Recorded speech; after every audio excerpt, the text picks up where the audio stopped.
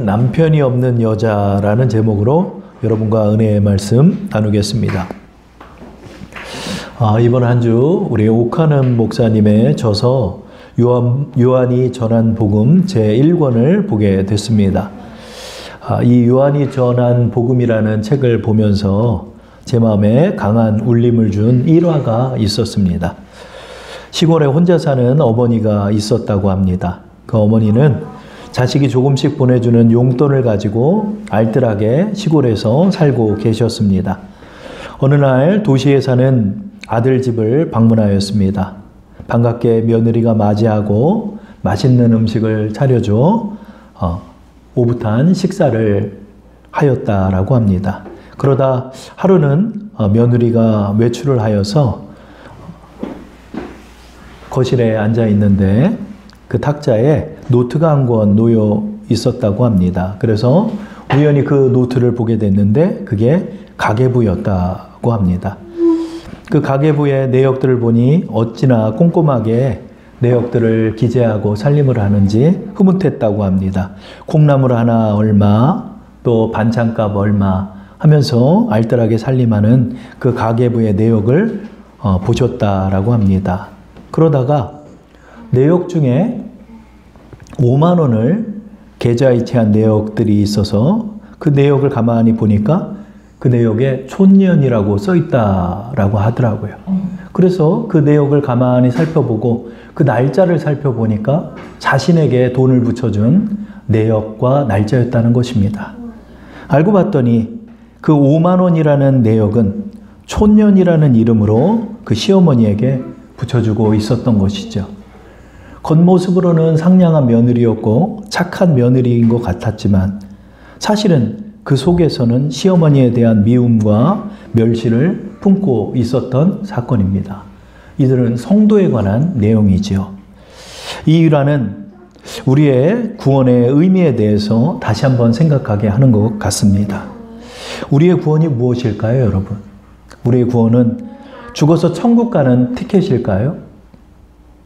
주님이 우리에게 주시는 구원은 어떤 의미를 갖고 있을까요?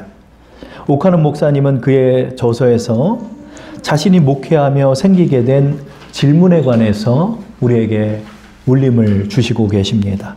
그것은 구원은 받은 것 같은데 10년을 교회 생활을 하여도 달라지지 않는 성도들에 관한 말씀이었습니다. 겉으로는 교회 생활을 하는 성도이지만 그 내면은 전혀 변화되지 않은 사람들입니다. 기도도 참 많이 하고 기도원도 자주 가는 성도이지만 정작 그의 삶을 보면 세상 욕심에서 헤어나지 못하는 모습을 목회를 수십 년 하시면서 느끼시고 보셨다라고 하십니다.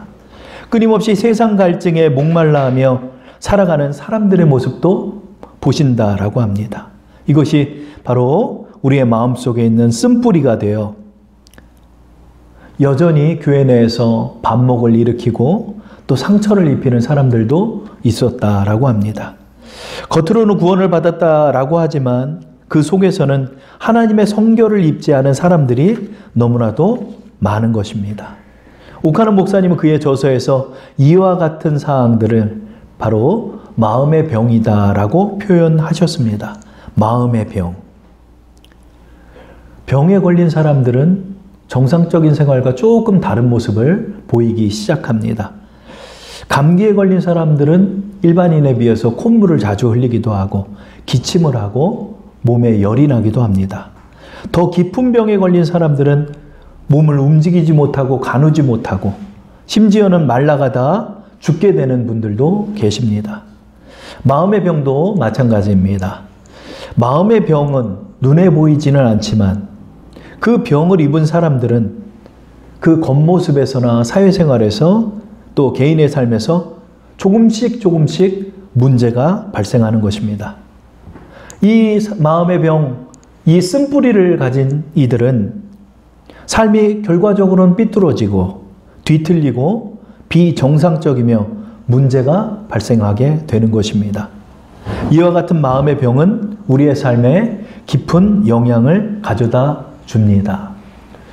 우리 장로님도 오늘 기도하셨지만은 지금 강원 지역에 굉장히 심각한 산불이 일어났습니다.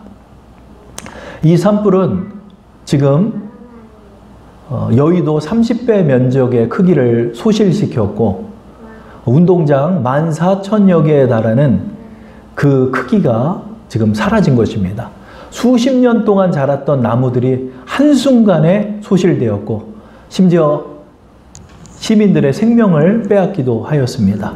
도대체 이 원인이 뭔가 경찰들이 찾아봤는데 한 마을에서 자신을 무시한다라는 생각을 가졌던 한 분이 그 토치를 가져다가 불을 여러 군데 붙였는데 하필 그때 또 강풍이 불어서 이것이 또 강원 지역과 경상도 지역까지 퍼져서 지금 심각한 상태에 이르고 말았습니다. 더 비극적인 건 그 불을 붙였던 피의자의 어머니도 그 사건을 통해 사망하는 일이 벌어졌다라고 합니다. 한 사람의 미움과 한 사람의 마음의 병으로 비롯된 이 사건이 얼마나 많은 사람들을 눈물 짓게 하고 많은 사람들을 고통에 처하게 할까요? 저는 이 걷잡을 수 없는 불길과 또 걷잡을 수 없는 이 전쟁, 이 걷잡지 못하는 이 코로나 바이러스의 상황들을 보면서 우리의 죄가 퍼져나가는 모습들을 보게 됩니다. 아담과 하와로부터 비롯된 이 죄의 물결이 이제 걷잡을 수 없이 많은 사람들에게 퍼져나가고 많은 사람들을 죽음에 처하게 하는 사실을 우리는 보게 되는 것입니다.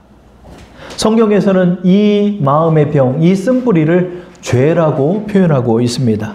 로마서 1장 29절에서 31절에 말씀합니다.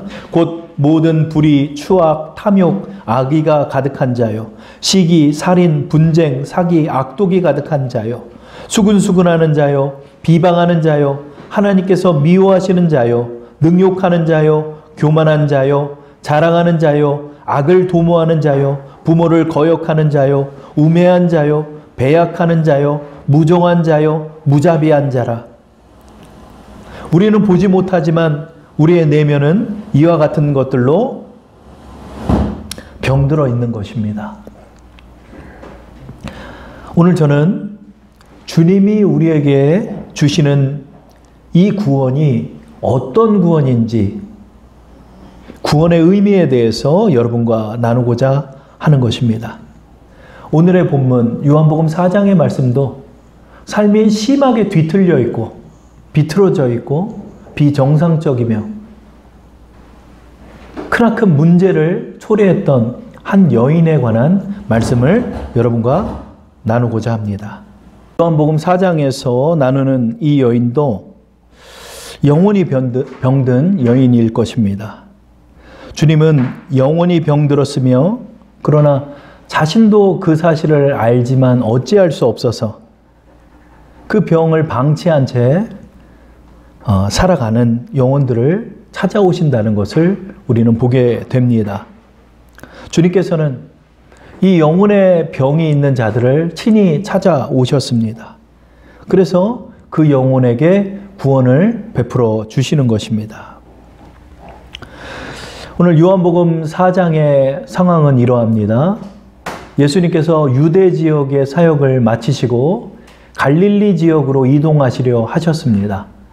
이 갈릴리 북쪽에 있는 이 지역으로 가려면 그 중앙에 있는 사마리아 지역을 통과해야 합니다.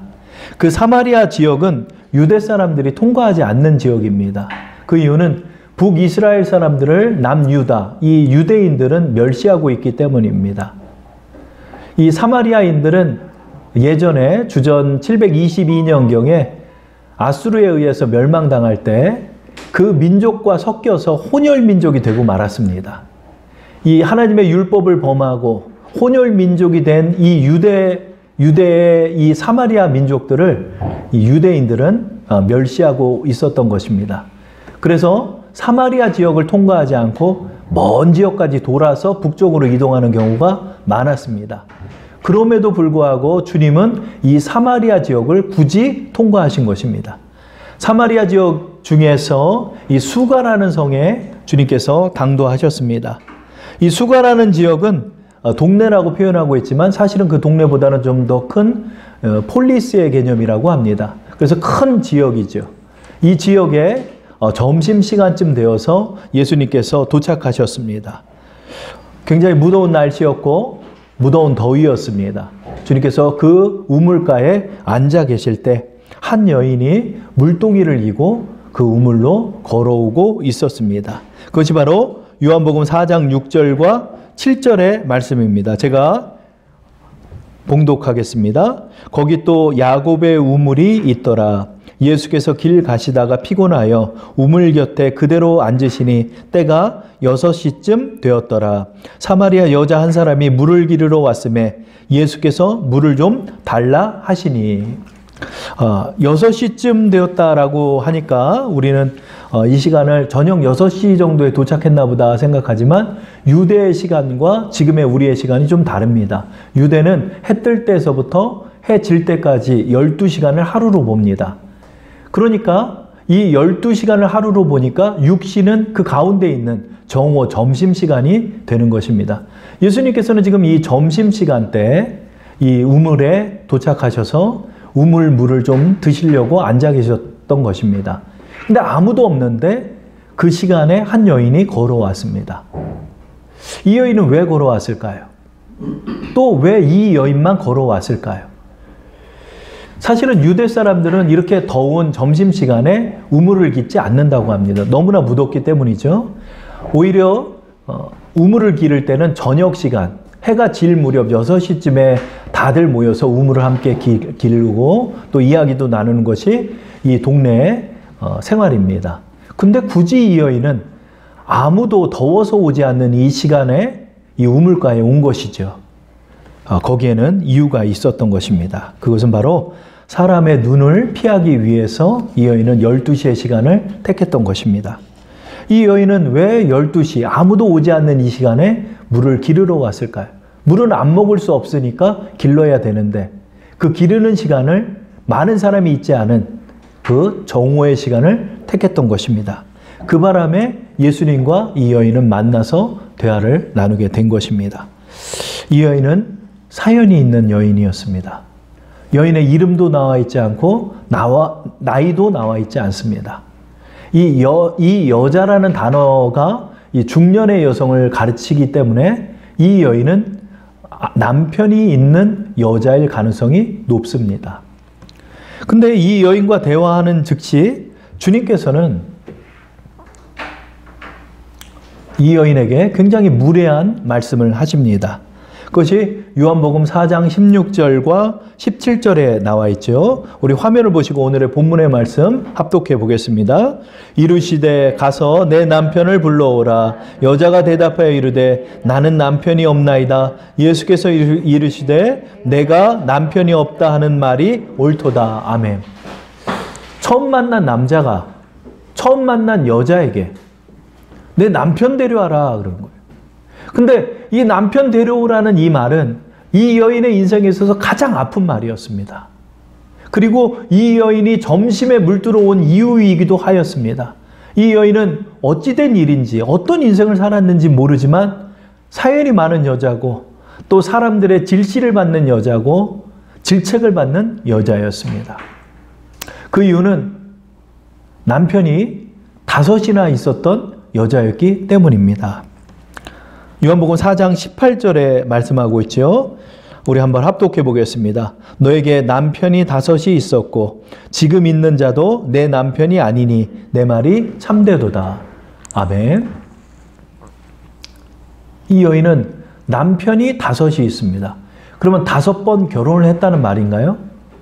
그런 것 같지 않습니다. 그 이유는 하반절에 지금 있는 자도 내 남편이 아니다라고 말씀했기 때문입니다. 그렇기 때문에 이 여자는 6명의 남자와 동거했던 여자입니다. 5명의 남자와는 헤어졌고 지금 남자와 살고 있지만 이 남자도 불확실한 남자입니다. 이 이야기가 지금의 시대에 말씀하면 그렇게 별로 수치로 여기지 않습니다. 그러나 이 이야기는 2000년 전에 있었던 말입니다. 2000년 전에 6명의 남자를 바꿨다? 그 정도면 굉장히 문란한 여자입니다. 심지어는 유대인 사회에서는 이 돌에 맞을 만한 사형에 해당할 만한 그런 일을 저지른 여자라 할 수 있습니다. 이 여인은 남편이 5이 있었는지 아니면 남편이 있었는데 그와 이혼하고 다른 남자를 만났는지 아니면 남편이 있는 상태로 집을 나와서 다른 남자들, 동고남들과 생활을 했는지 모르는 여인입니다. 그러나 모두 결혼을 하지 않았던 것입니다. 한 마을에서 6남자랑 살 정도면 그 마을의 남자들, 홀로 사는 남자들, 문란한 남자들을 거쳤던 여자라 볼 수 있는 것입니다. 당연히 마을에선 가만 놔두지 않을 것입니다. 이 유부녀들이 이 여인에 대해서 얼마나 많은 싸움들이 있었을까요? 이 여인은 집 밖을 나오지 않는 여인입니다. 어떻게든 사람 눈을 피하려 합니다. 아무도 만나지 않으려 하는 것입니다. 그래서 이 여인은 점심에 이 우물가에 나온 것입니다. 이 여인의 영혼의 문제는 뭔가요? 영혼의 병이 있다는 것입니다. 영혼의 병이 있는 자들은 먼저 대인관계에 문제가 발생합니다. 사회생활에서부터 뭔가 뒤틀려지기 시작합니다. 그 문제가 발생하고 있는 것입니다.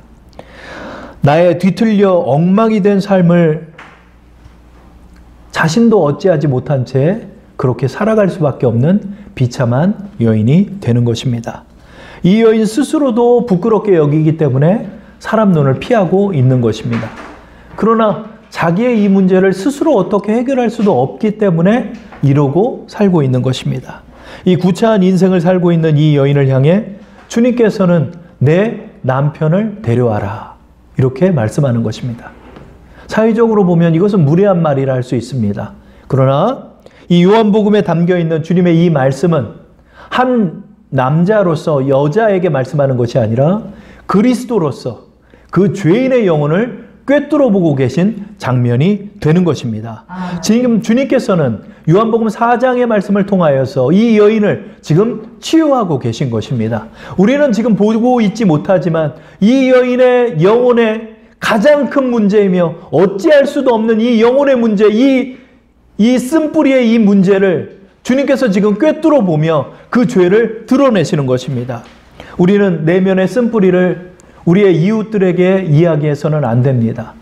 우리의 이웃에게 이 이야기를 할 때 약점을 잡히기 때문입니다. 그러나 우리는 이 문제를 가지고 주님 앞에 가지고 나가서 이 문제를 주님께만 드러내야 하는 것입니다. 우리 지난주에 말씀을 나눴던 것처럼 주님께서 말씀합니다. 나도 너를 정죄하지 않으니 다시는 범죄하지 말아라. 현장에서 간음하다 붙잡힌 여인의 그 죄도 예수님과 그 여인만이 그 죄의 문제를 담당하고 계셨던 것입니다. 주님께서는 언제나 우리의 죄의 문제, 우리의 이 영혼의 문제를 드러내시는 것입니다. 너의 이 마음의 병이 바로 이것이 아니냐. 그래서 네 삶이 이렇게 뒤틀려진 게 아니냐. 주님, 나도 어찌할 수 없습니다. 이 문제를. 나도 어찌 바꿔보려 했지만은, 이 남자랑은 제대로 한번 살아보려 했지만은 그게 또 안 됐습니다. 이 남자가 배신을 했고 내가 또 배신을 했고 나는 상처를 받았고 나 또한 상처를 주었습니다. 남편이 6이 있다고 하니 사생아들은 또 얼마나 많았을까요? 얼마나 부끄러울까요?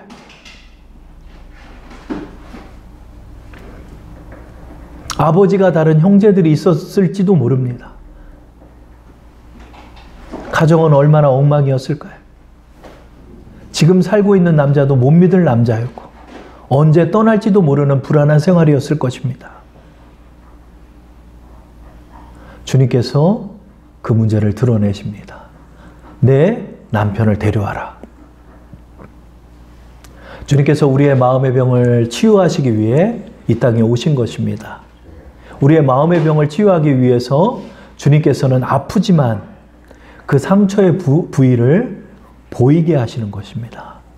그래서 내 죄가 드러나서 나의 죄를 보게 하시는 것입니다. 나의 죄가 드러날 때만이 내가 이 문제를 해결받을 수 있게 되는 것입니다. 오늘 우리가 하나님 앞에 드렸던 찬양처럼 너 예수께 조용히 나가 내 마음을 쏟아놓으라. 내 마음을 쏟아놓으라 라고 표현합니다. 이것이 무엇일까요? 내 남편을 데려오라 라고 말씀하시는 주님의 음성이 되는 것입니다. 내 마음속에 숨겨두었던 죄, 내 마음속에 드러내지 않는 죄, 이것은 그대로 남아있는 것입니다. 겉으로는 상냥한 며느리이지만 그 속에서는 그 잔인한 미움을 갖고 있었던 그 여인처럼 주님께서는 그 잔인함을 드러내시는 것입니다. 나의 실체를 보게 하시고 나의 죄악을 내 이웃과의 관계를 통해 드러내시는 것입니다. 그래서 주님은 여러분에게 또 저에게 우리 모두에게 내 남편을 데려오라 라고 말씀하시는 것입니다. 그 여인은 주님이 그 말씀을 할 때 이분이 직감적으로 나의 모든 인생을 알고 계시다는 사실을 깨닫게 됩니다. 이 여인은 주님을 한 번도 만난 적도 없고 들은 적도 없고 본 적도 없습니다. 그러나 주님은 내게 남편 5이 있었고 지금 사는 남자도 내 남편이 아니다. 그녀의 핵심을 지적하고 계신 것입니다. 그녀는 지금 주님을 만났습니다. 벌거벗은 듯이 주님 앞에 나의 모든 치부가 드러났습니다. 그러나 주님께서는 우리를 부끄럽게 하셔서 우리를 죽이려 하시는 것이 아니라 이 부끄러움 속에서 우리의 아픈 마음의 병을 지금 고쳐주고 계신 것입니다. 주님 앞에 나의 삶이 드러날 때 내가 고침을 받는 것입니다. 마태복음 4장 16절에 이렇게 말씀합니다. 흑암에 앉은 백성이 큰 빛을 보았고 사망의 땅과 그늘에 앉은 자들에게 빛이었도다 하였느니라. 아멘. 어둠은 어둠을 고치는 게 아닙니다. 어둠은 빛이 임할 때 사라지는 것입니다. 어둠 속에 빛에 드러날 때 그 어둠은 사라지게 되는 것입니다. 우리의 마음의 병과 우리의 이 마음의 쓴뿌리는 주님께 드러내야 합니다. 주님께 쏟아놓아야 합니다. 이 죄를 숨겨서는 안 됩니다. 하나님께서 드러내실 때 내 남편을 데려와 봐라. 내 은밀한 죄를 꺼내보아라. 너가 어떤 실체를 갖고 있고 너가 지금 무엇을 고민하고 있고 너가 무엇을 괴로워하고 있으며 너가 뒤에서 어떤 수작을 부렸는지 그것을 가져와 봐라 라고 주님께서는 우리에게 말씀하는 것입니다. 왜요? 죄는 빛 가운데 드러나야 사라지는 것입니다. 죄는 우리 주님 앞에 고백하고 나갈 때 그 죄를 버리려 주님 앞에 자백하고 나갈 때 주님의 보혈의 은혜가 그제서야 우리의 마음속에 흘러넘치며 우리의 죄가 사해지며 용서받게 되는 것입니다. 두 번째로 주님께서는 이제 말씀합니다. 내가 너 스스로가 기다렸던 메시아다. 요한복음 4장 25절에서 26절에 이렇게 말씀하고 있습니다. 여자가 이르되 메시아 곧 그리스도라 하는 이가 오실 줄을 내가 아노니 그가 오시면 모든 것을 우리에게 알려주시리이다. 예수께서 이르시되 내가 말하는 내가 그라 하시니라. 아멘. 그 여인은 주님과의 잠시의 대화 속에서 이분이 그리스도이심을 직감적으로 깨닫게 됐습니다. 그것은 이 여인의 육감이 뛰어나기 때문이 아니라 지금 이 순간 주님의 말씀을 통해서 성령이 임하고 계신 것입니다. 성령이 임함으로 참된 알미 그에게 임하고 있는 것입니다. 이분이 그리스도이구나. 주님이 말씀합니다. 내가 그다. 그 말하는 그 순간 그녀는 예수님을 영접하였습니다. 그 말하는 그 순간 그녀는 예수님 앞에 고침을 받았습니다. 그 말하는 순간 그 마음속에 그녀가 왜 이런 인생을 살았는지 그녀도 고치지 못하는 이 질병을 주님께서 고쳐주고 계심을 그녀는 체험하게 된 것입니다. 마음속에 그는 이렇게 깨달았습니다. 그가 맞구나. 그는 그리스도이시구나. 나의 죄를 사하시는 그리스도, 나를 구원하실 하나님의 아들이심을 그는 지금 이 순간 깨닫게 된 것입니다. 그 순간 그녀에게 구원이 임합니다. 그녀의 내밀한 영혼이 주님을 만난 것입니다. 주님을 만나는 그 순간 죄인으로서 부도덕한 죄인으로서 주님 앞에 설 때 우리는 우리의 모든 죄를 용서받게 됩니다. 내가 그다. 그녀는 그 짧은 대화의 순간에 주의 복음의 말씀을 믿고 예수님을 영접했습니다. 나의 모든 죄를 예수님 앞에 드러낸 바 되어 주님 앞에 사함을 받게 된 것입니다. 그녀는 이 순간에 즉각적으로 마음의 병에 고침을 받았습니다. 그녀가 고침을 받았던 증거가 뭘까요? 요한복음 4장 28절에서 30절에 그 증거를 말씀하고 있습니다. 여자가 물동이를 버려두고 동네로 들어가서 사람들에게 이르되 내가 행한 모든 일을 내게 말한 사람을 와서 보라. 이는 그리스도가 아니냐 하니 그들이 동네에서 나와 예수께로 오더라. 아멘. 그 여인은 지금 왜 이 정오의 시간에 우물에 왔습니까? 한 사람도 만나고 싶지 않아서 온 것입니다. 그녀는 왜 우물에 왔습니까? 물은 떠야 하겠는데 정오의 시간에 사람이 없기 때문에 온 것입니다. 그러나 그녀는 지금 그 물동이를 버려두고 어디로 가고 있습니까? 아무도 없는 우물가가 아니라 사람이 모여있는 동네로 달려간 것입니다. 그 동네로 가서 내가 그리스도를 만났다. 나의 모든 사항을 알고 계신 그리스도가 지금 우물에 계시다라고 증거하여 온 마을 사람, 수가성에 있는 모든 마을 사람들을 그녀가 모아서 그녀가 그 모든 마을 사람들을 만나서 그리스도에게 데려오게 된 것입니다. 이것이 바로 그녀가 고침받은 증거입니다. 사람을 피하고 싶었고 마음속에 죄책으로 가득했고 내 자신에 대한 수치감과 자존감이 무너져 있는 이 여인이 예수님을 만남으로 말미암아 예수님에게 고침받고 그리고 그 영혼이 회복되어 그 동네의 사람들을 만나게 된 것입니다. 그 여인은 주님을 마을 사람들에게 전했습니다. 많은 사람들이 주님을 그녀의 간증을 통해 믿게 하였습니다. 그리고 그녀는 예수님과 헤어져 집으로 갔을 것입니다. 저는 이 요한복음의 말씀을 통해 그녀가 집으로 돌아가자마자 저는 이 남자의 관계를 청산했다라고 믿습니다. 예수님을 찾아갔던 향유 옥합의 그 여인처럼 자신이 몸을 팔아 벌었던 그 옥합을 예수님의 발 아래 깨트렸던 여인은 그 발 아래 깨트리며 예수님의 용서를 받고 저는 그 동네에서 그녀의 그 삶을 청산했다라고 믿습니다. 마음의 고침을 받은 영혼들, 마음의 영혼의 고침을 받은 영혼들은 그 삶이 성령의 능력으로 변화되게 되는 것입니다. 예수님의 은혜 가운데 이것이 드러날 때 우리는 고침을 받는 것입니다. 이 점에서 제가 말씀의 초입에 여러분에게 전하였던 것처럼 예수님의 구원은 어떤 구원일까요? 나 죽기 전에 입번 끝에서 천국 티켓 받는 구원인가요? 아닙니다. 나의 영혼과 나의 삶과 우리의 모든 삶에 이르는 구원을 주시는 것입니다. 이것을 바로 전인적 구원이라 할 수 있는 것입니다.